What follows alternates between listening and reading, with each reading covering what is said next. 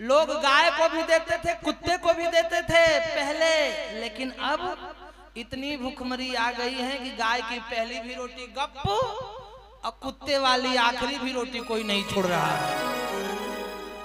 वो भी भैया किसी का अंश नहीं खाना चाहिए, भैया किसी का हक नहीं खाना चाहिए।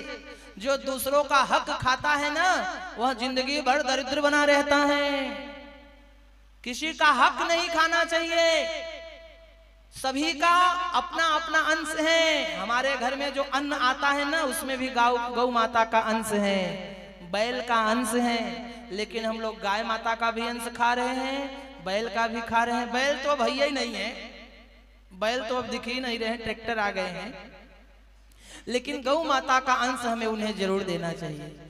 एक रोटी अगर हमारे घर से गौ माता के लिए निकलती है ना तो शिव महापुराण कह रही है महाराज उस एक रोटी के बदले भी भगवान कहते हैं, भगवान गीता में अर्जुन से कहते हैं कि तू मेरे लिए 1 रुपया खर्च करके देख, तेरे घर में मैं धन का भंडार ना खोल दूं तो कहना। और शिव महापुराण में भगवान देवाधिदेव महादेव कह रहे हैं तुम अपने घर से 1 रोटी गौ माता के लिए निकाल कर तो देखो, तुम्हारे खेतों में अन्न की भरमार ना कर दूं तो कहना, तुम्हें श्रेष्ठतम ना बना दूं तो कहना। ऐसे हमारे राजस्थान से यादव जी यहाँ पर पधारे हैं जिनके द्वारा गौ माता का इतना बड़ा सेवा प्रारंभ है। आदरणीय श्री सुखदेव जी महाराज जी के यहाँ इतनी बड़ी यहाँ पर गौशाला प्रारंभ है। हमारे पास तो सहज भगवान की कृपा से हम लोगों को सहज ही सब कुछ प्राप्त है। यहाँ आकर गौ माता की हम सभी सेवा करें। गौ माता की सेवा करने से हमारी कोख पवित्र होती है, गौ माता की सेवा करने से हमारा सिंदूर अमर होता है, गौ माता की सेवा करने से हमारे पुत्र की प्रगति होती है, गौ माता की सेवा करने से घर में गौ माता की तरह शांत सरल और सच्चे हृदय वाली बहू भी आती है। अगर सही बहू चाहिए तो गौ माता की सेवा में लग जाइए, गाय की तरह अगर बहू चाहिए तो, और अगर भैंस की तरह चाहिए तो लगे रहिए सेवा में। लेकिन एक बहुत बड़ी बात मैं आपको बता रहा हूं, एक भक्त था वह गाय माता की खूब सेवा करता था, एक भक्त था वह गाय माता की खूब सेवा करता था। और जब वह भक्त मरने लगा तो नंदी बाबा दौड़े दौड़े भगवान शंकर जी के पास गए, बोले महाराज देवाधिदेव महादेव यह मेरा बाप है, ये मेरी माँ है, इन दोनों ने मेरी माँ की खूब सेवा की है, ये नरक में नहीं जाने चाहिए, महाराज आप इनको बैकुंठ भेजो। नंदी जी तुरंत भगवान शंकर से जाके बोले कि बैकुंठ भेजो। लेकिन अगर हमने भैंस की सेवा की है तो भैंस का बच्चा भैंसा पाड़ा किसकी सवारी, यमराज की। वो जाके यमराज से बोलेगा महाराज इसमें मेरी माँ भैंस की खूब सेवा की है, इसे अपने ही यहाँ लाना है, दूसरी जगह नहीं भेजना है। तो अगर भैया बैकुंठ जाना हो तो गाय माता की सेवा प्रारंभ कीजिए, गाय माता की शरण में रहिए। गाय माता को 1 रोटी का दान कर देने से घर में अन्न की कमी नहीं रहती है।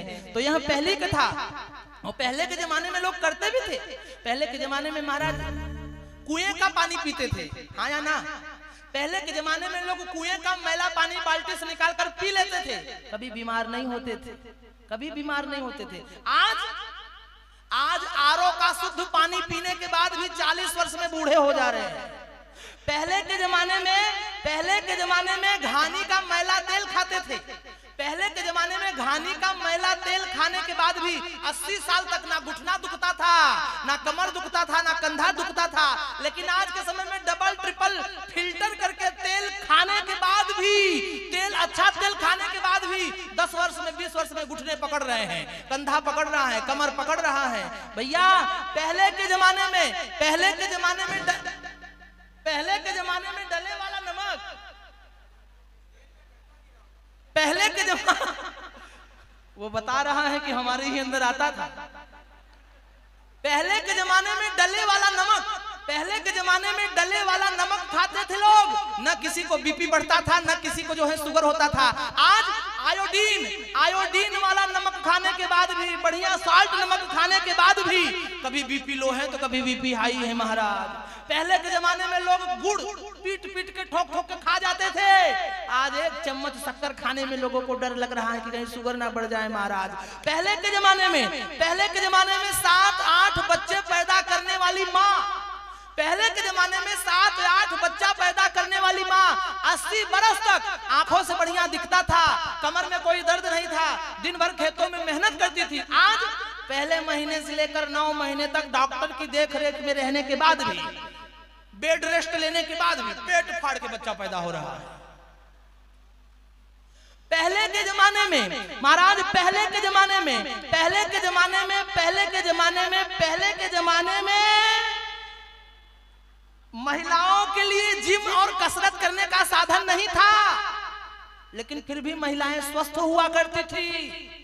पहले के जमाने में मकान कच्चे होते थे, कमरे कम होते थे, लेकिन किसी भी माँ बाप को वृद्धाश्रम में नहीं छोड़ा जाता था। आज हम जितने साधनों में एकत्रित हो गए हैं, हमें जितने साधन की आवश्यकता है उतनी ही शरीर में बीमारी आ गई है।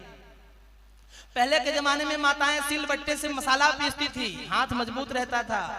अब तो मिक्सर, बटन दबा दो शुरू। पहले के जमाने में माताएं कपड़ा पछाड़ती थी, हाथ पैर कमर मजबूत रहता था, धोती थी। आज तो वॉशिंग मशीन, बटन दबाओ काम शुरू।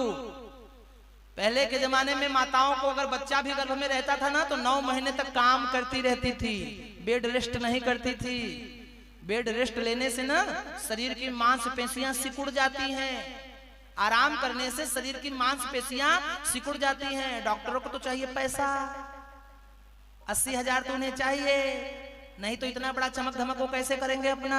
इसलिए वे कहते हैं कि अगर इनका मांसपेशी कमजोर रहेगा, सामान्य बच्चा पैदा नहीं कर पाएंगे, तब हम इनको डराएंगे कि ऑपरेशन करना पड़ेगा, नहीं तो माँ भी गई बच्चा भी गया। अब मरता क्या न करता, डर के मारे देना ही पड़ेगा 80,000। इसीलिए मेहनत करते रहोगे, बेड रेस्ट नहीं करोगे, काम करते रहोगे, शरीर की मांसपेशियां मजबूत रहेगी तो बच्चा पैदा होने में आसानी रहेगी। आराम करते रहोगे, शरीर को आराम दे दोगे, शरीर बिगड़ जाएगा महाराज। तो गौ माता की सेवा यह सर्वोपरि है, क्योंकि गाओ विश्वस्य मातरः।